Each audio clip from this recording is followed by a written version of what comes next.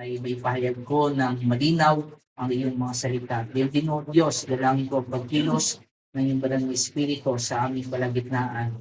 Nang bawat makikinig, Panginoon, ay bigyan mo ng kaseryosohan, bigyan mo o Diyos ng puso na tumatanggap sa iyong mga salita, Panginoon. Dalangin ko, Lord, na ikaw po ang patuloy na maparangalan namin sa aming pag-aaral at ang kalwalhatian mo lamang po, Panginoon, ang makita na ikaw ang Diyos na nagliligtas ng taong makasalanan. Panginoon, salamat po sa inyo namin ito pinagkakatiwala sa pangalan po ng aming Panginoong Jesus.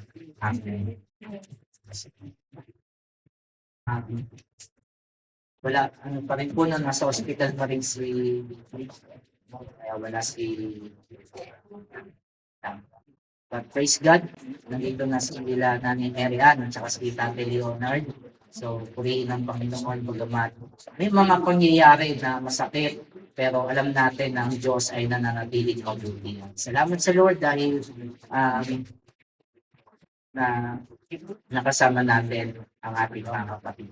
So, bagamat may isang umalis sa bansa, ng ibang bansa. So, nakaraang Webes ay nagkaroon ang ilang kapatiran ng fellowship doon sa sa bahay nila Nanay Meredith. Okay, dahil kaalis na si Tatay JP. At sa fellowship ay nabalikan yung mga dating pamumuhay ng ilang mga kapatiran, no? Kasi kailangan balikan din eh. Bagamat ang mga nakaraan ay talagang bagay doon ay ang ginawang pagbabago ng Diyos sa buhay ng bawat isa. So ang mga taong dating nasa kadiliman ay nilipat ng Diyos sa kaliwanagan at sama-samang nagpupuri at sumasamba sa Panginoon. Ito ay katulad ng nangyari sa isang taong naghahangad na makita ang Panginoong Jesucristo at nung ma-encounter niya si Jesus Christ ay nagkaroon ng malaking pagbabago sa kanyang buhay na nasaksihan din ng maraming tao. At alam ko na kilalang-kilala na ng mga ilan sa dito o marami sa inyo nakakilala o halos lahat kayo ay kilala kilala ito sapagkat I think every 3 years binabalikan ko yung ang kwento ng taong ito. So nakaraang 3 taon ay binahagi ko yung taong ito. Makipagbukas kayo sa akin sa aklat ng Lucas, Kabanata 11, talata 1 hanggang 10.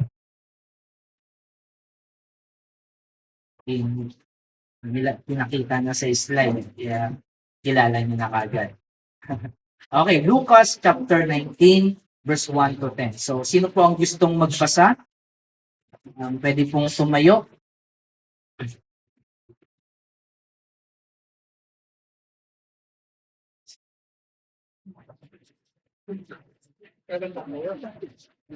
Sige po, Nanay Marian. Lucas 19:10. Pumasok si Jesus sa Jericho at naglakad sa kabayanan.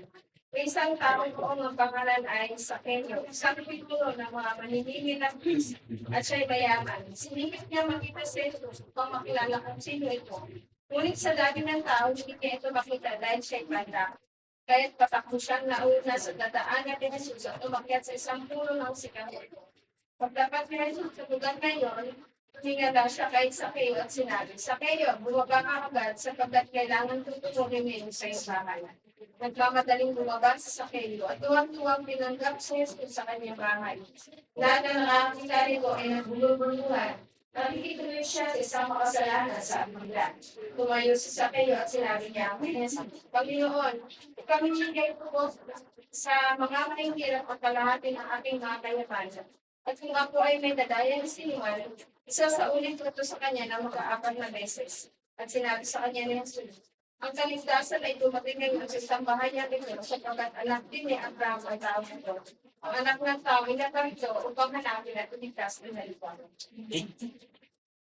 Puri ng Diyos sa pagkabasa ng kanyang salita.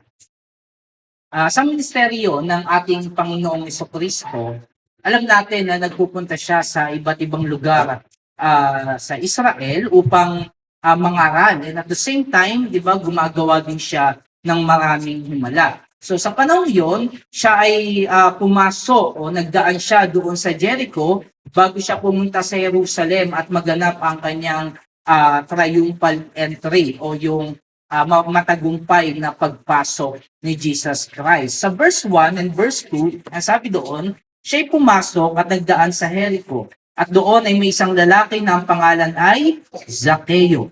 Siya ay isang punong maniningil ng buwis at mayaman. So, ang Jericho, alamin muna natin, alamin muna natin. Ang Jericho, ito ay tinatawag na City of Palms. Okay? Dahil maraming puno ng palms doon. Okay? At yung bunga noon, yun yung isa sa pangunahing kalakal sa kanilang panahon. Alam niyo yung dapiles o yung dates. Sino nakakalam nun? Ba marami nun sa Middle East? Baka pag kayong isang nag-abroad, galing sa Middle East, laging may dalang dates. Hanggang ngayon, yung may dates kami dyan. Dahil yung tatay ng katrabaho niya ay nag-umuwi at binigyan kami. So, yon. At itong lugar na ito, yung Jericho, ay isang mayaman na lungsod dahil marami yung kalakalan na nangyayari doon. At dahil maraming mga nangangalakal, kaya marami rin buwis na makokolekta. Okay? Kaya yung mga tax collectors, gusto yung lugar ng Jericho. At sa Jericho, ay may isang lalaki, at ang pangalan ng lalaki na binanggit ay si Zaccheo. Alam niyo ba kung ano yung kahulugan ng pangalang Zaccheo? Ang kahulugan ng pangalang Zaccheo ay pure ones. Ibig sabihin, malinis, dalisay. Yun yung kahulugan ng pangalan ni Zaccheo. Okay, malinis, dalisay. Pero maniningil siya ng buwis. Okay? So si Zaccheo ay isang Hudyo na maniningil ng buwis. At hindi lang siya isang maniningil ng buwis, kundi siya ay isang punong maniningil ng buwis at siya ay isang mayaman na tao. So sa panahon, may nagsasabi na sa panahon nila parang hindi nababanggit yung pangalan ng yung punong maniningil ng buwis. Pero siguro si Zaccheo ay meron siyang malaking katungkulan. Okay? At si Zaccheo, siya ay kinakamuhian ng kapwa niyang Hudyo. Hindi lang dahil ayaw nila sa pagbabayad ng buwis, kasi yung mga Hudyo noon, nagbabayad sila ng buwis sa pamahalaan ng Romano. Okay? Kasi sakop sila ng Roman Empire. Kaya di ba, si Jesus Christ, nung sinubok siya ng mga religious leaders, sabi, dapat ba kami magbayad ng buwis kay Cesar? Di ba yun yung sinabi yung sinubo kay Jesus Christ kasi nagbabayad sila ng buwis kay Cesar sa pamahalaan ng Romano at gusto ng mga Hudyo na makalaya sila sa pamahalaan ng Romano. So, kinamumuhian nila yung kapwa nila Hudyo na si Zaccheo, hindi lang dahil ayaw nila sa pagbabayad ng buwis, kundi lalo na dahil sa sistemang tinatawag na tax farming. Okay? Ang tax farming sa panahon nila ay ganito, ng pangalan ni Zaccheo sa kaniyang buhay. Kasi ang meaning ng Zaccheo o Zacchaeus ay pure ones, pero si Zaccheo ay corrupt. No, di ba galit tayo sa mga corrupt? No? Okay? So, sa panahon yon, si Jesus Christ, siya ay naging popular si Jesus Christ dahil maraming mga tao ang nakakabalita sa mga himalang ginawa ng ating Panginoong Jesucristo. Kaya maraming tao ang sumusunod sa Kanya. Pero tandaan natin, hindi lahat ng sumusunod kay Jesus ay talagang naniniwala sa Kanya. Maraming sumusunod kay Jesus dahil gusto lang nila makita yung mga himalang ginagawa ni Jesus o gusto nilang ma-experience yung himala na ginawa ni Jesus. At sa isang banda, meron ding sumusunod kay Jesus dahil gusto nila na meron silang makita na maling gagawin ang ating Panginoong Jesucristo. Kaya dito, sa ating pag-aaral sa kwento ni Zaccheo, titignan natin yung flow ng kwento at mamamangha tayo sa gagawin ng Panginoon sa buhay ng isang taong makasalanan. So, iisa-isahin natin yung mga verses. Okay? Ang title natin ay ang nabagong si Zaccheo. So una, ang paghahangal na makita si Jesus. Yan yung point number 1 natin sa text natin. Sa verse 3, ang sabi sa verse 3, nagsikap siyang makita kung sino si Jesus. Subalit hindi nagawa. Di magawa dahil sa karamihan ng mga tao sapagkat siya'y pandak. Maliit na tao. Di ba may kanta na, Zaccheo, maliit na tao siya. Alam niyo yun, yung kanta na yun? Umakyat sa sikomoro. Yun yung kantang pambata. So maliit na tao itong si Zaccheo. Siguro, maraming yung mga tao noon, hindi nila minamak si Zaccheo sa height niya. No? Bakit? Kasi kapag minak nila si Zaccheo sa height niya at narinig niya yung mga pangmamak o pang-aasar ng mga tao, siguro sasabihin ni Zaccheo na dagdagan niya yung tax niya. Kaya ayaw na niya sigurong asarin si Zaccheo ng harapan. Pero galit na galit sila kay Zaccheo. So si Zaccheo ay nagnanais o naghangad siya na makita ang ating Panginoong Jesucristo. Bagamat walang eksaktong dahilan, no? Kung ano yung reason, di naman binanggit, kung bakit niya gustong makita si Jesus Christ, dahil sa gospel books, yung account lang ni Lucas, yung may kwento tungkol kay Zaccheo. Okay? Pero, makikita natin na sinisikap ni Zaccheo na makita si Jesus. At yung pagsisikap niya na yon, magdadala yon ng malaking pagbabago sa buhay niya. Okay? At si Zaccheo, gusto niyang makita si Jesus, pero may hadlang. Okay? Now, tanungin ko kayo, ano ang hadlang upang hindi makita ni Zaccheo si Jesus sa text? Dalawa lang. Okay? Ano yung una? Ano? Una, maraming tao nakapalibot, 'di ba? Kapag yung may artista, 'di ba? Minsan ang mga tao nagsisiksikan, hindi makapunta sa harap, hindi nila makita yung artista kasi nga maraming tao. So una, maraming tao sa paligid o nakapaligid kay Jesus. Pangalawa, siya ay maliit. Okay, siya ay maliit na tao. Okay? So dahil maraming tao nagsisiksikan upang makita ang Panginoon at siya ay maliit na tao, kaya napakahirap para sa kanya na makita ang Panginoon. Pero dahil gusto niyang makita ang Panginoong Jesucristo, kaya gumawa siya ng paraan. Hindi siya gumawa ng dahilan. Hindi niya sinabi na, ay, daming tao, wag na lang. Ay, masyado akong maliit para makita ko si Jesus. Di ko na lang siya gugustuhin makita. Okay? Pero si Zaccheo, hindi yun yung ginawa niya. Hindi siya gumawa ng dahilan. Gumawa siya ng paraan. Sabihin mo sa katabi mo, gumawa ka ng paraan. Okay? Alam nyo, maraming tao sa panahon natin ngayon na naririnig nila ang gospel. Kalat yung mensahe ng gospel, pero ayaw nilang lumapit sa Panginoon. Bakit? Lagi silang may dahilan. Hindi nauubusan ng dahilan, kaya ayaw nila lumapit sa Panginoon. Alam nyo, ito'y paalala rin sa ating mga Kristiyano. Kung gusto talaga nating maglingkod ng tapat sa Panginoon, dapat laging may paraan. Amen? Laging may paraan. Gumagawa ng paraan. Amen. Tama ba? Yes. Hindi gumagawa ng dahilan. Minsan kasi marami laging dahilan eh. Pero ang dami namang paraan. Tapos, Aray ka pala. ang galing kumanta ng 10,000 reasons.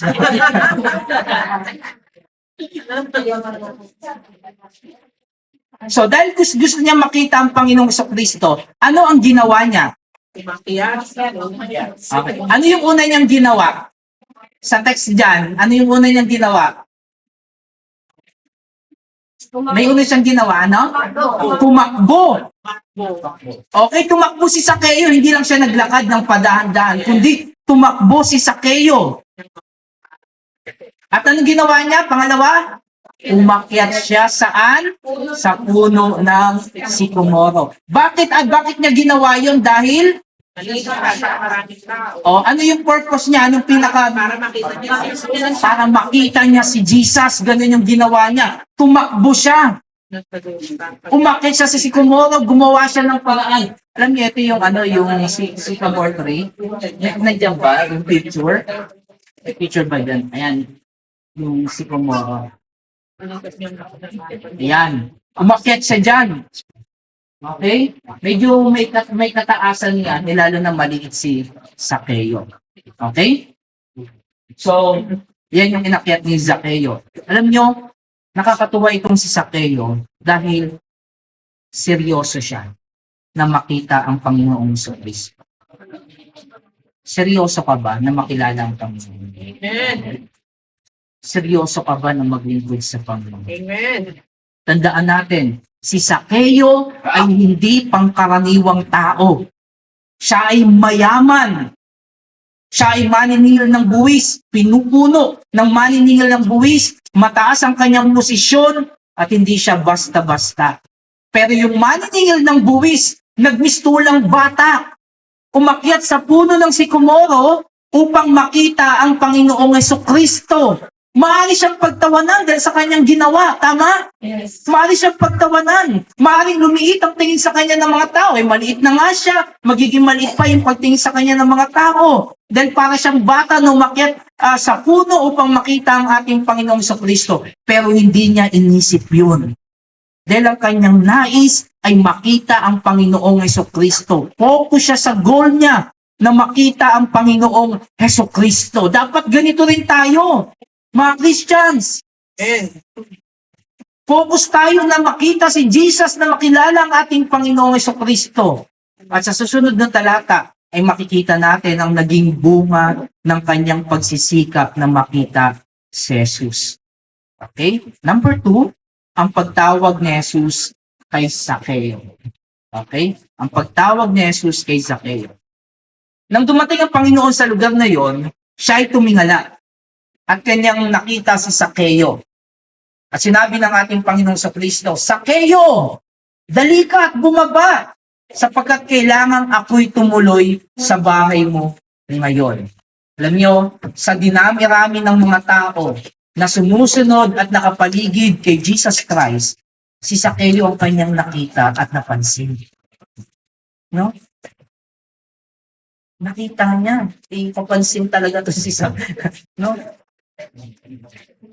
Hindi natin alam kung that time ay tinawag niya si Sakeo sa kanyang pangalan.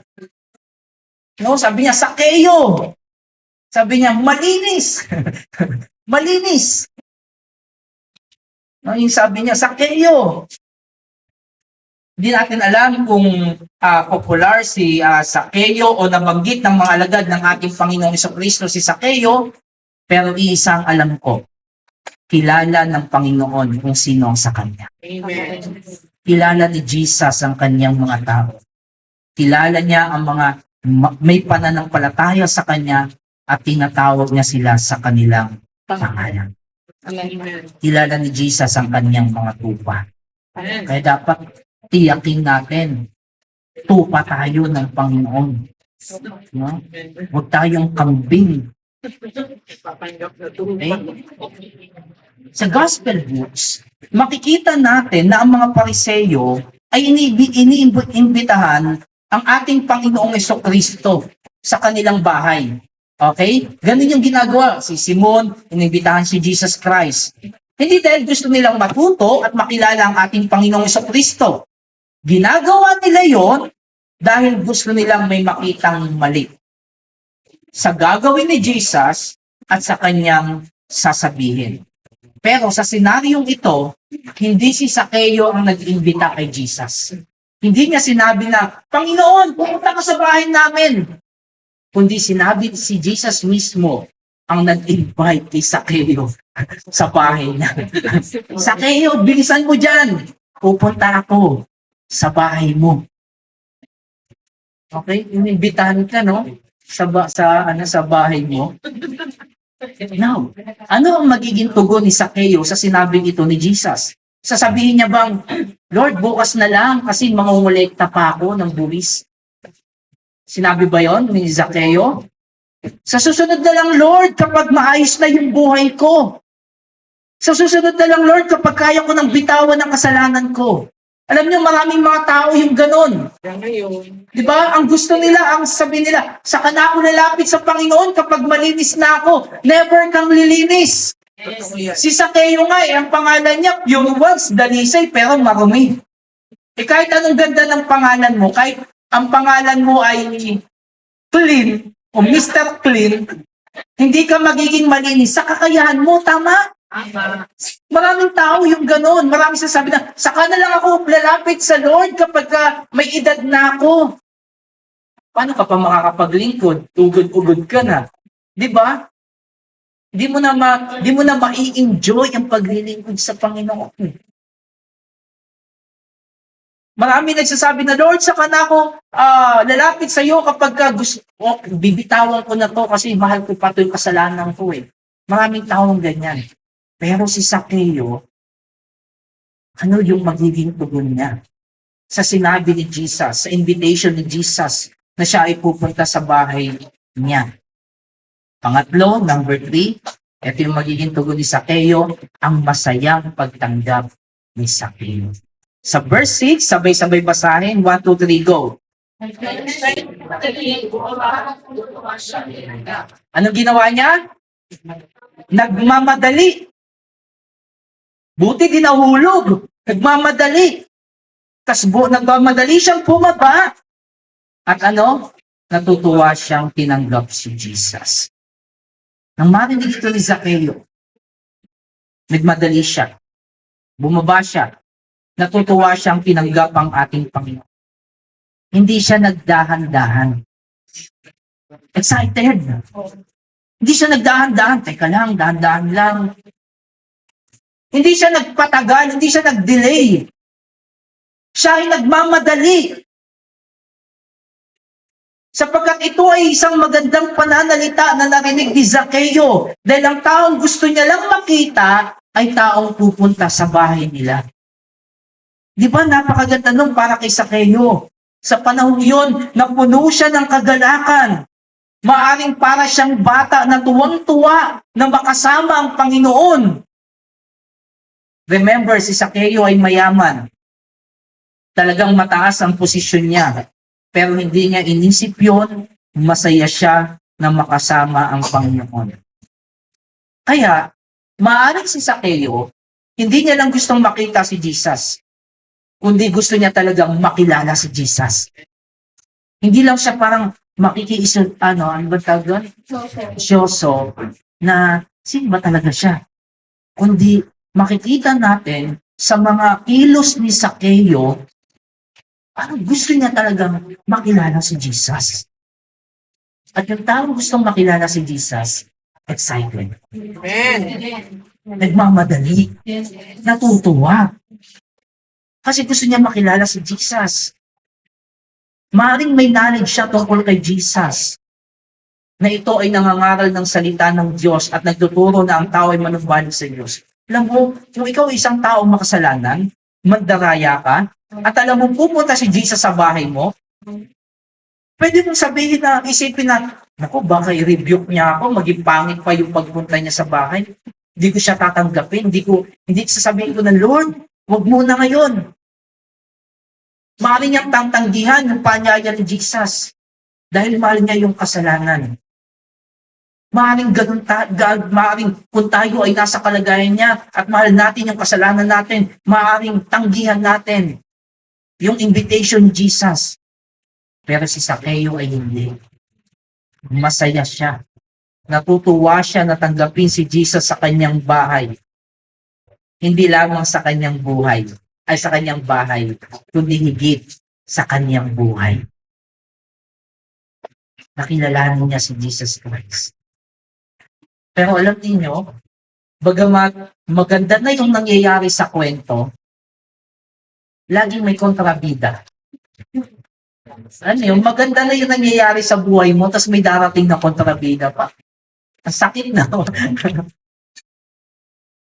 Sa pang-apat, ang pagtutol ng mga tao sa verse 7. Okay? Sabay-sabay basahin 1, 2, 3, go.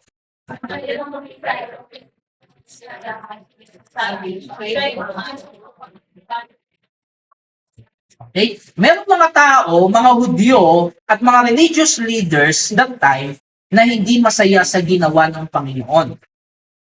Nang makita nila na si Jesus ay pumunta at pumasok sa bahay ni Zaccheo na makasalanan, nagbulong-bulungan sila. Look, pumasok siya sa mga makasalanan o sa makasalanan. Mali yun na.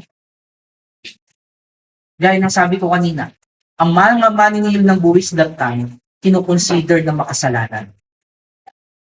Kapag ikaw ay isang Hudyo, nagtatrabaho ka sa pamahalaan ng Romano para upang maniningil ng buwis, parang outcast ka na bilang isang Hudyo. Hindi ka na naming kalahi. Yan yung tingin sa iyo ng mga Hudyo kasi traidor ka. Sa ministry ng ating Panginoong Jesucristo, laging kontra ang mga Hudyo, mga religious leaders, sapagkat taliwas sa kanilang practices ang ginagawa ni Jesus Christ. No? Taliwas. May mga ilang pangyayari sa Gospel of Luke bago kay Zaccheo na may mga religious leaders na dahil hindi sila sang-ayon sa ginagawa ni Jesus, dahil yung ginagawa ni Jesus ay kabaligtaran sa kanilang ginagawa. Dahil si Jesus Christ, tinatanggap niya yung mga makasalanan. Sa Lucas 5:29. Okay? Sabay-sabay basahin 1, 2, 3, go.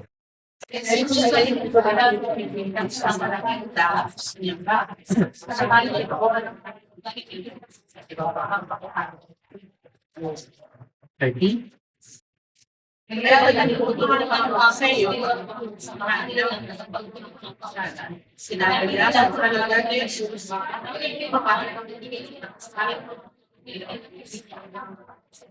Okay?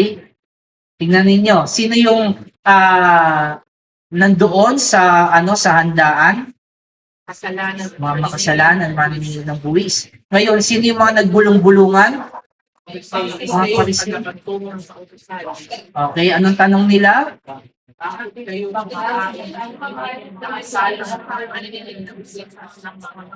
Bakit yun yung tanong nila? Kasi hindi sila nakikisama. Lumalayo sila sa mga taong makasalanan. Okay? Okay? Tandaan natin, si Jesus, hindi siya nasa presence ng mga taong makasalanan para sabihin na, okay lang yan, sama-sama tayo. No, hindi yun yung purpose ni Jesus. Okay? Iba yung nakisama sa nakisama. Okay? Pag ikaw, sabihin mo si Jesus nga, nandun sa kasama niya yung mga taong makasalanan tapos nandun ka sa sa inuman, nandun ka sa bar, no? Okay lang yan kasi si Jesus nga Hindi ganun yung ginawa ni Jesus. Okay? Lucas 7 verse 36. Mga following verses. Sabay-sabay basahin. 1, 2, 3, go. Hindi na si Jesus ay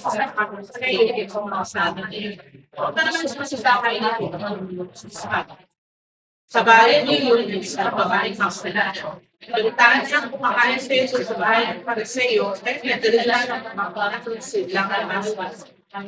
Lumabang siya sa iwagan niya sa gawing pakanan, biniyak niya ang isasa ng kanyang mga lupa ang mga paan ni Jesus. Pinasa niya ng kanyang sarili ko, pinagitahan nito sa napagang mga paan ito.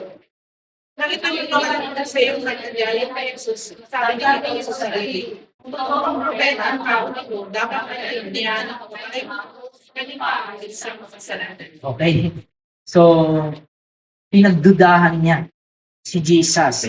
Kasi noon, kapag prophet ka, syempre, lingkod ka ng Panginoon, tingin nila sa'yo, banal, malayo ka sa kasalanan. Etong mga Pariseo, meron siyang question sa isip niya. Kung totoong propeta ito, kung totoong lingkod ito ng Diyos, Bakit siya sumasama sa mga makasalanan? Bakit niya sinabi yon? Kasi nga hindi sila nakikisama sa mga makasalanan, nilalayuan nila ito. Imbis na sila ang maglapit sa Diyos sa mga taong makasalanan, ang ginagawa nila sa mga taong makasalanan, nilalayuan nila. Okay, last verse, Lucas 15. Sa araw, nanigigit ng pulis at ang mga kasalanan ng mga Jesus o ang pamilya. Nagmulungan ang sa'yo. Sabi na lang, ang kaamang na nila sa mga kasalanan sa mga kasalanan. Yun na naman, parehas din. Alam niyo yung paboritong gawin ng mga taong kontra kay Jesus? Bulong-bulungan. Alam niyo yung mga tao sa Israel noon, anong ginagawa nila? Nagbubulong-bulungan. Ba't ganun? Ba't ganun? Bulong-bulungan. So, ito ang kaibahan ng Panginoong Yesus sa mga religious leaders noon. Sila ay mga self-righteous at inilalayo nila ang kanilang mga sarili sa mga taong makasalanan dahil ang tingin nila sila ay matuwid. Pero ang Panginoong Jesucristo ay malapit sa mga taong makasalanan na nagsisisi sa kanilang mga kasalanan. Okay, hindi siya malapit sa mga taong pinagmamalaki ang kasalanan. Kundi malapit siya sa mga tao na kinikilala nila na sila ay makasalanan. Sapagkat siya ay hindi naparito para sa mga matuwid, siya ay naparito para sa mga taong hindi matuwid. Hindi siya naparito para sa mga self-righteous na sinasabi na hindi ko kailangan ang anuman, kaya kong maligtas sa pamamagitan ng aking sarili. Hindi naparito si Jesus Christ sa mga tao na yon. Naparito si Jesus Christ para sa mga tao na kinikilala nila na wala silang magagawa maliban na kahabagan sila ng Panginoon. Maliban ang sumampalataya sa Panginoon. Diyan pumunta si Jesus Christ. Yan ang kanyang layunin, kaya bakit siya nagkatawang tao upang iligtas ang kanyang bayan sa kanilang mga kasalanan. Kaya ang bawat taong makasalanan na lumalapit kay Jesus, na nagsisisi at nagnanais na ipasakop ang kanyang buhay sa Panginoon, hindi niya tinataboy. Yung mga religious leaders, tinataboy nila yung mga makasalanan. Pero si Jesus, kapag ang makasalanan lumapit sa kanya, hindi niya tinataboy. Kaya kahit na napakarami at napakalaki ng iyong kasalanan, hindi ka itataboy ng Panginoon kapag lumapit ka sa kanya. Yes. Amen? Ikaw ay kanyang tatanggapin.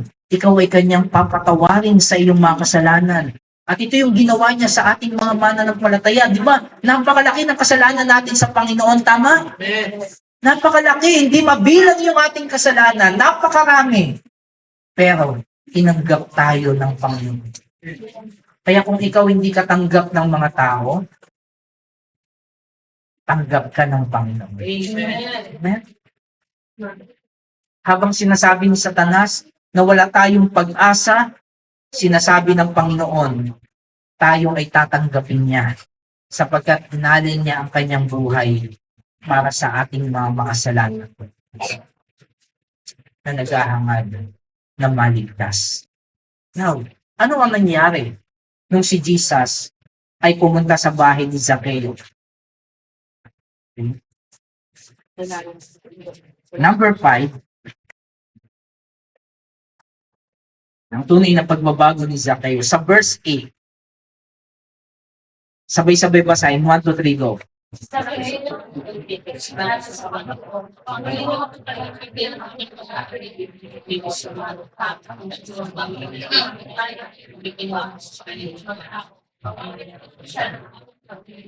Okay?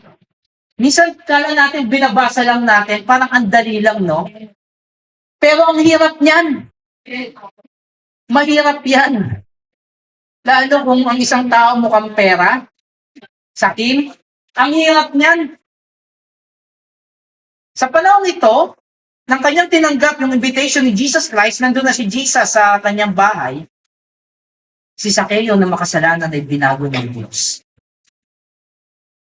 Tingin ninyo, kayang baguhin ni Sakeo yung sarili niya ng ganun-ganun na lang? Hindi. Ang Diyos ang bumago sa kanya. Si Sakeo ay sakim na tao, siya ay isang korap na punong maniningil ng buwis. Pero ang sabi niya, Panginoon, ang kalahati ng aking pag-aari ay binibigay ko sa mga dukha. Ipamimigay ko sa mga dukha. Yung ano daw? Kalahati, pag-aari, kalahati ng kanyang kayamanan. Tignan natin buo ang kanyang kayamanan. Yung kalahati, ibibigay niya. Hindi niya sinabi na, Panginoon, ibibigay ko ang kalahati ng aking sahod. Iba yon. Ang sabi niya, Panginoon, ibibigay ko ang kalahati ng aking kayamanan. Ngayon, ilan na lang yung matitira kay Sakeo? Kalahati. Okay? So, Sakeo, binago siya ng Panginoon. At sa pagbabago ng Panginoon sa kanya, hindi lang siya tumigil sa pagiging korap, kundi siya ay naging mapagbigay. At ito ay gawa ng banal na Espiritu sa buhay ng isang tao. Kaya kung ikaw, dati kang sinungaling, hindi ka na magsisinungaling, kundi magsasabi ka na lagi ng totoo. Tama? Hindi ka lang titigil sa pagsisinungaling, magsasabi ka na ng totoo.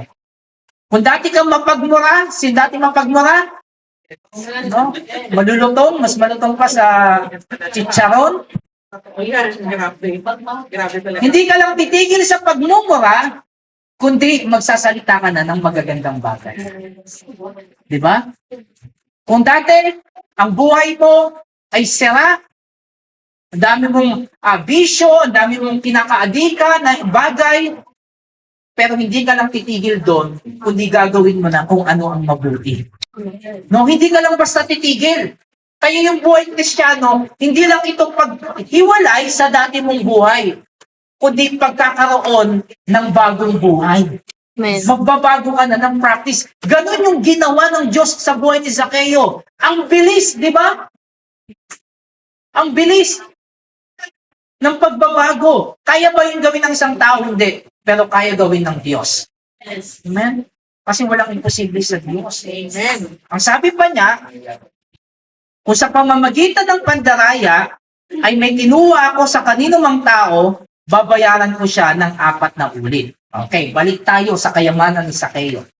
Kanina, ang sabi niya, halimbawa, buo yung kayamanan niya. Ngayon, sabi niya, ibibigay niya yung kalahati saan? Sa mga mahihirap. Okay? Kalahati na lang. Ngayon, ang sabi niya, kung meron akong dinaya, for sure, may dinaya siya. Hindi niya yung sasabihin kung wala siyang dinaya. Alam niya. Ay, alam niyo, yun yung tunay na binago ng Lord eh. Alam niya sa sarili niya yung kasalanan niya. Hindi niya ituturo sa ibang tao. Sa sarili niya mismo. Okay? So, ang sabi niya, yung kalahati ng pag-aari niya, bibigay niya, tapos, babayaran niya ng ika-4 na ulit. Okay? So, si Sakeo, ginawa niya yung naayon sa kautusan. Kasi sabi sa Exodus 22 verse 1, sabay-sabay basahin, 1, 2, 3, go.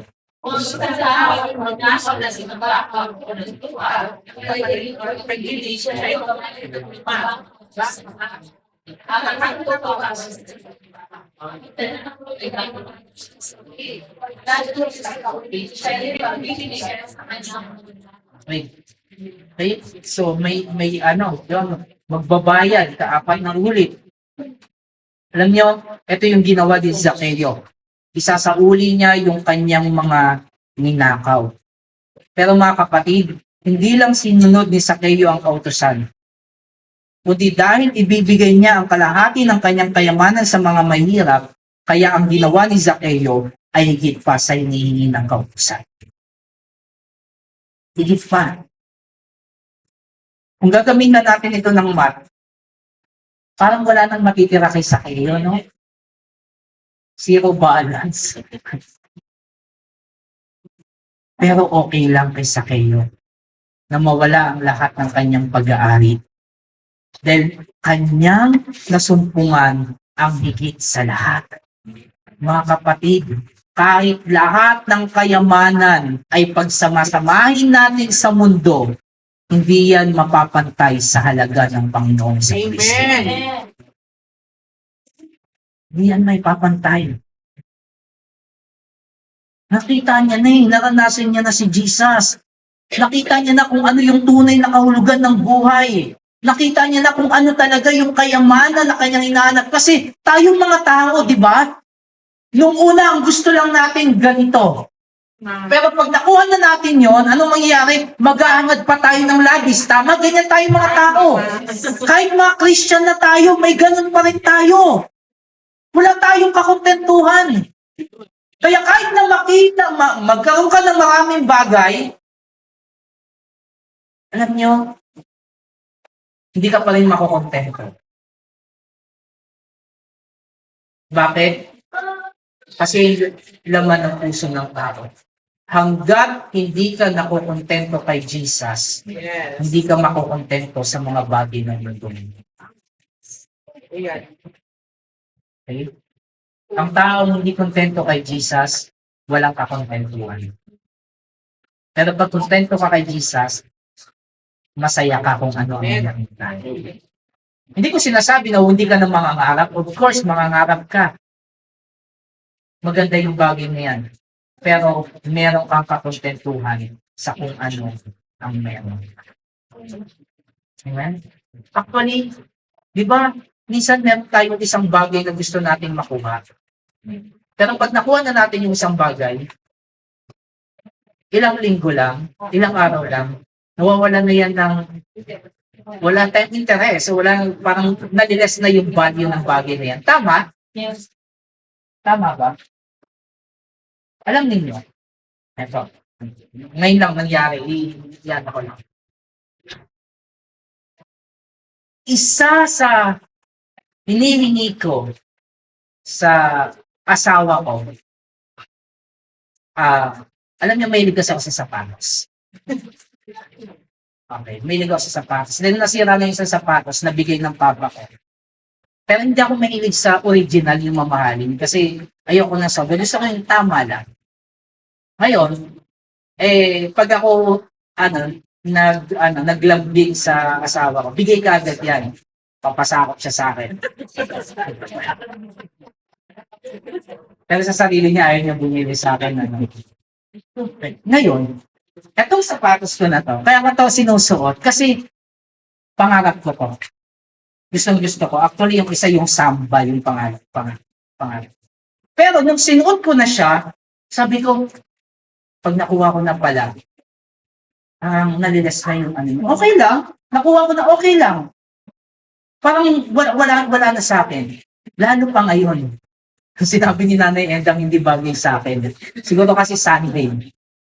Kaya, huling beses niya na ito masusuot pag makikita pa Sunday. Dinama ko lang. Okay? So tayo mga tao, wala tayong kakontentuhan. Yan yung reality ng buhay natin. Okay? Pero, ang tunay na kakontentuhan ay masusumpungan natin kay Jesus Christ. Amen. Kaya nga sabi ni Paul, naranasan niya na magutom, mabusog, mawalan, magkaroon. Sabi niya, ang lahat ng ito ay magagawa ko dahil sa lakas na kaloob sa akin. Kasi Kristo yung kailangan natin. So sa kayo, maganda ang kanyang kalagayan. Lahat ay makukuha niya. Dahil sa dami ng kanyang kayamanan. Pero willing siyang i-give up yun dahil kay Kristo. May willing ka bang i-give up dahil kay Kristo? Ginawa niya iyon nang walang nag-uutos sa kanya. Hindi naman sinabi ni Jesus, sa kayo, bigay mo yung kayamanan mo. Hindi yung inutos ni Jesus.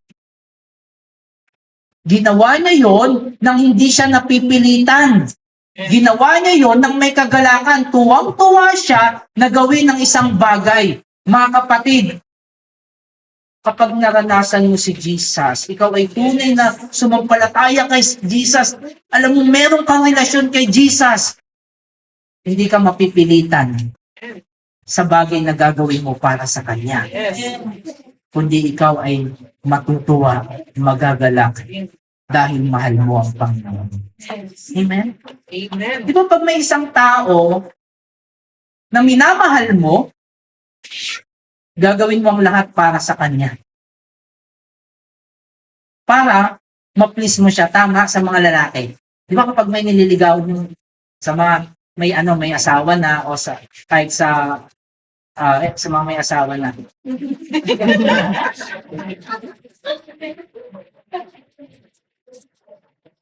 Di ba nung una, no? Talagang mahal, nagustuhan mo yung isang babae. Lahat gagawin mo para sa kanya, no?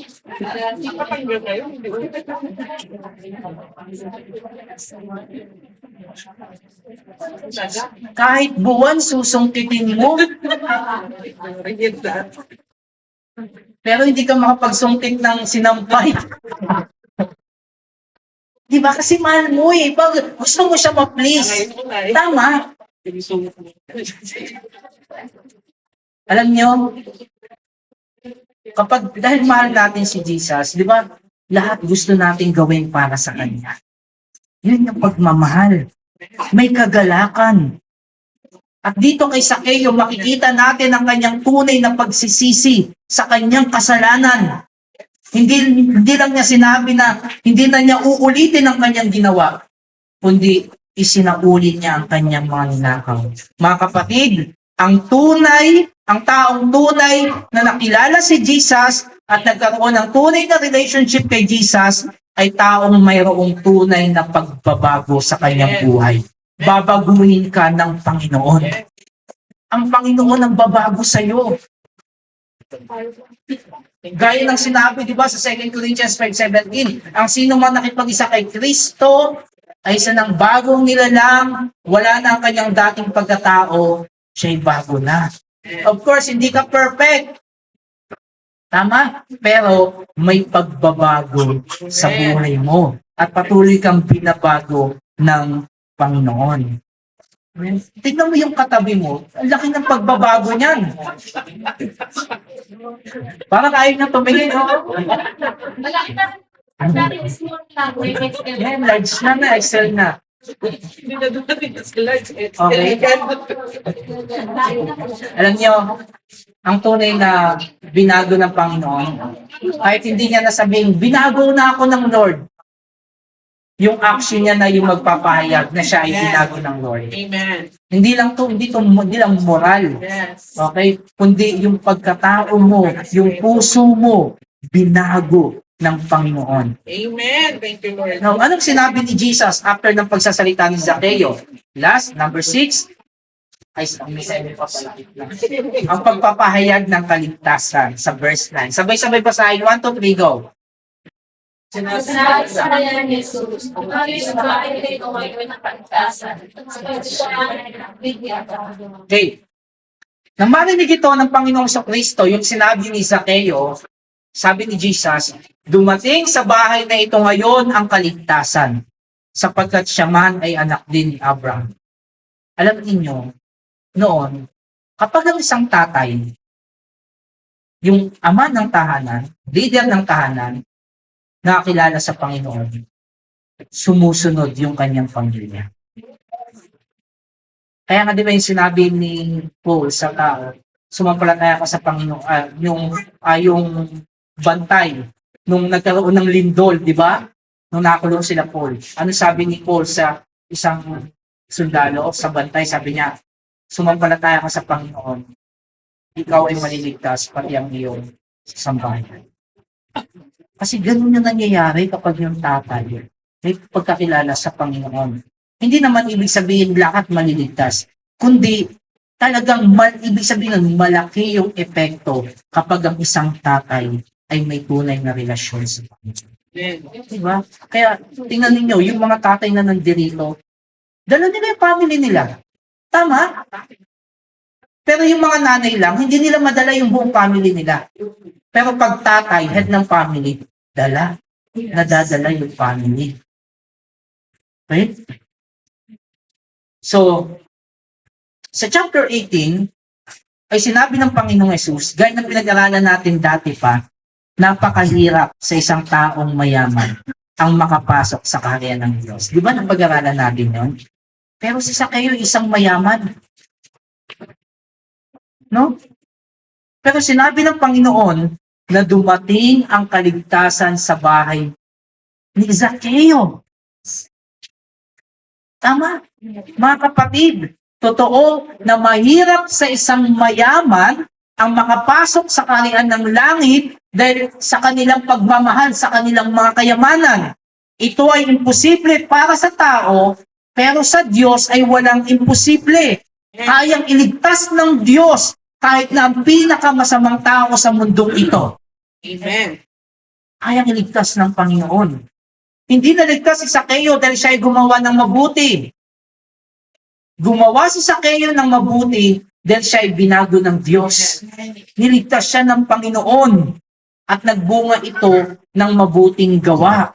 Sapagkat ang kaligtasan ay biyaya ng Diyos. Di ba sa Ephesians 2 verse 8 to 10, sapagkat dahil sa kagandahang loob ng Diyos, kayo ay naligtas sa pamamagitan ng pananampalataya at ito'y kaloob ng Diyos at hindi mula sa inyong sarili. Hindi ito bunga ng inyong mga gawa, kaya't walang maipagmamalaki ang sinuman. Okay, yung kaligtasan natin, grace ng Diyos through faith. At yung faith, kaloob ito ng Diyos. Hindi ito mula sa ating mga sarili, hindi ito bunga ng ating mga gawa. Para ano? Para walang maipagmalaki ang sinuman. Kaya sa salvation natin, wala tayong may pagmamalaki. Ang may pagmamalaki natin sa salvation natin, si Jesus. Kasi siya yung nag-alin ng kanyang buhay upang tayo ay maligtas. Pagdating sa verse 10, ang sabi, kung ano tayo ngayon, ay gawa ng Diyos. Amen. Kung ano ka ngayon, gawa yan ng Diyos sa buhay mo. Kasi kung sa sarili mo lang, di mo yan kaya. Okay? At sa pakikipag-isa natin kay Kristo Jesus, ay nilikha niya tayo para sa mabubuting gawa na inihanda niya nung una pa man upang gawin natin. Kaya yung taong may kaligtasan, gumagawa yan ng mabubuting gawa. Nakikita sa kanyang buhay ang gawang pagliligtas. Bagamat si Zaccheo ay outcast, itinakwil siya bilang anak ni Abraham. Pero sinabi ng Panginoong Jesucristo na si Zaccheo ay anak din ni Abraham. Hindi dahil siya lang ay descendant ni Abraham sa laman, kundi siya ay anak ni Abraham sa espiritu. Sapagkat ang mga may pananampalataya kay Kristo ay ang mga tunay na anak ni Abraham. Ang akala ng mga Hudyo, dahil sila ay mula kay Abraham, mga tunay na anak sila ni Abraham. Pero sinasabi ni Jesus, ang lahat ng may faith kay Jesus, yan ang mga tunay na anak ni Abraham. Last, sa 7, makikita natin dito ang misyon ni Jesus. In verse 10, sabay-sabay basahin, 1, 2, 3, go. Okay. So itong layunin ng Panginoong Yesus, ang hanapin at iligtas ang nawala. Ang mga naliligaw. Okay? Hindi siya naparito para sa mga matuwid, kundi para sa mga taong mga makasalanan. Ang mga pinuno ng relihiyon, anong ginagawa nila? Nilalayuan nila ang mga taong makasalanan. Ngunit ang ating Panginoong Kristo ay naparito upang ano? Hanapin at iligtas ang mga taong makasalanan. At salamat sa Panginoon dahil isa tayo sa mga nawawala. Ngunit ibinalik ng Panginoon sa kanyang kawan. Yan yung dahilan kung bakit si Jesus Christ namatay sa krus. Kaya ang hinahanap na sino ang nangangailangan kay Jesus? Yung mga nawawala. Yung mga naliligaw. Kaya hindi ka lalapit kay Jesus na malinis ka. Lalapit ka kay Jesus na marumi ka. Kasi siya yung maglilinis sa iyo. Pupunta ba kayo sa laundry shop? Nadala nyo yung mga pinlansya nyo damit na malilinis. Tapos sabihin nyo, dadalhin ko to para labahan. Malinis yun eh. Tama? Ganun din. Hindi tayo lalapit kay Jesus Christ na malinis. Kasi ang purpose ni Jesus, linisin tayo. Yan yung work ni Jesus. Kaya lalapit tayo sa Kanya na marumi, at kapag nasa feeling na tayo ni Jesus, sabihin, meron tayong relationship kay Jesus, saka tayo lilinisin. Okay? At kung ito yung mission ni Jesus, ito rin yung mission ng church. Ang hanapin at iligtas ang nawala sa pamamagitan ng pagpapahayag ng mabuting balita. At alam niyo, magagawa ito ng mga Kristiyano kung meron tayong katangian ni Zacchaeus. No? Excited. Anda. Gusto makita ang Panginoon. Kaya dapat ganoon tayo. At mga kapatid, ang bida sa istoryang ito ay hindi si Zacchaeus. Okay? Hindi si Zacchaeus ang bida rito. Ang bida sa istoryang ito ay ang Diyos na bumago sa buhay ni Zacchaeus. Ang Diyos ang bida. Lahat tayo ay katulad ni Zacchaeus na kinahabagan ng Diyos at naligtas dahil sa biyaya niya sa pamamagitan ng pananampalataya sa ating Panginoong Jesucristo. Lahat tayo ay tinanggap ng Panginoong Jesus. Mga taong tila wala ng pag-asa, ngunit nakasumpong ng awa mula sa Panginoon at ngayon ay namumuhay ng may pag-asa. At dahil tayo ay niligtas ng Panginoon, sana dapat gamitin din tayong instrumento ng Panginoon para maligtas ang mga taong makasalanan. Ang sabi ni Pastor Noel Espinosa, ang sabi niya, sabay-sabay basahin, 1, 2, 3, go. Kapag nakakilala natin si Jesus, ay gusto mo siya ipakilala. Kapag nagugalaw ka sa knowledge mo kay Christ, gusto mo siyang ipakilala. Amen. Kapag nasubaybayan mo ang isang series, so dito yung nanonood ng kay drama, mga pasaway.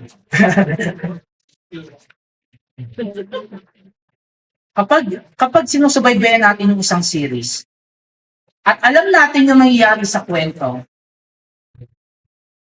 anong gagawin natin sa taong sa taong kakilala natin na